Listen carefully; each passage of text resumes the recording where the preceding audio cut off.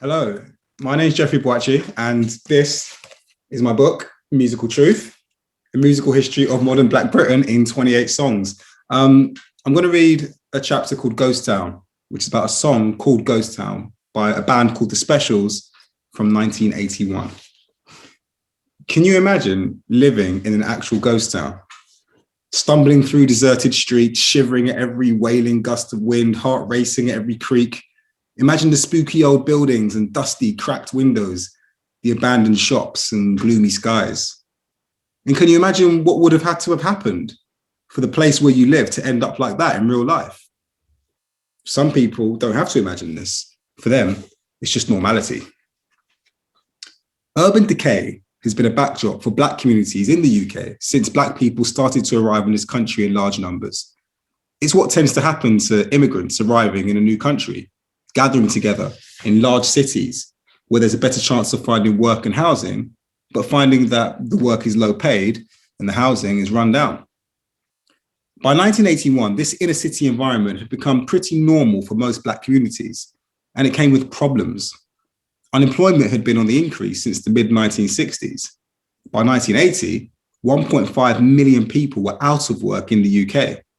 For the working classes, people who have to work, this meant that life became more difficult. Shops were closing down, work was hard to find, and money was scarce. The song Ghost Town is all about this environment. It's a haunting, eerie song that echoes through images of a very broken Britain. All of this should make Ghost Town a depressing song to listen to, but it really isn't. The reason for this has a lot to do with something called two-tone. The two-tone movement was all about Black and white people coming together to make music and share culture. It was influenced heavily by ska, a traditional type of reggae music that young white musicians in places like Coventry grew up listening to in the 1960s. Two-tone took ska and combined it with modern genres to make a whole new sound that was West Indian, British, up-to-date, and traditional all at the same time. The Specials were one of the first big two-tone bands. They were from Coventry that made music that sounded like it came from Jamaica. They helped bring ska music into the mainstream and had a bunch of top 10 hits between 1979 and 1981.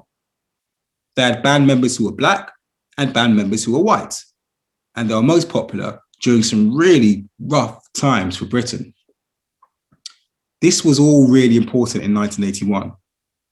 When Ghost Town was released, the UK was suffering from a series of riots in its major towns and cities.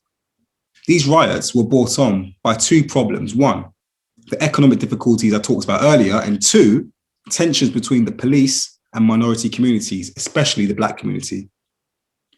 Going back to Brixton for a second, 1981 was the year that the local police force's Operation Swamp 81 led to more than 1,000 people being stopped in 6 days using the sus law. The aim was to tackle Brixton street crime, but in reality, it made tensions boil over. Rumours of police brutality and an arrest were the final straw. Around 5,000 people were involved in rioting, during which 279 police officers and 45 members of the public were injured. Dozens of vehicles were set on fire, and almost 150 buildings were damaged and burned. 1981 was also the year that a house fire in New Cross, London, killed 13 young people aged between 14 and 22. They were at a party and they were Black. This was a major tragedy for London's Black community. At the time, many people believed that the fire might have been started deliberately by racist groups. Tensions grew when the police failed to investigate further, leading many people to believe that the deaths were not being taken seriously. 2 months after the fire, thousands of protesters marched through London demanding justice on what was called the Black People's Day of Action. They carried banners and marched all the way from New Cross to the Houses of Parliament, a distance of about 5 miles. Ghost Town is special because it highlights how bad things were getting, while also celebrating Black and white people coming together musically. In this way, it almost feels like a solution to the problems it's describing, delivered with Caribbean ribbons and a bit of patois.